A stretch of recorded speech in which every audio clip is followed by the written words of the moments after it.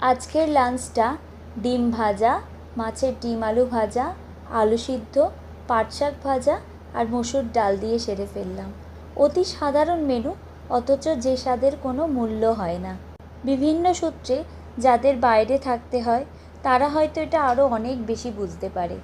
আজকে পাট শাক ভাজাটা আমি বানিয়েছিলাম। পাট শাকগুলোকে একে একে বেছে নিয়ে ধুয়ে টুকরো করে কেটে নিয়েছি। এরপর কড়াইয়ে সরষের তেল গরম করে তাতে দিয়ে দিলাম 2 শুকনো লঙ্কা, একটু রসুন আর কুচানো পেঁয়াজ। পেঁয়াজটা সামান্য ভাজা হয়ে এলেই তাতে এবার কুচনো শাকগুলো দিয়ে দিচ্ছি। তাতে দিয়ে দিলাম পরিমাণ মতো নুন ও চিনি।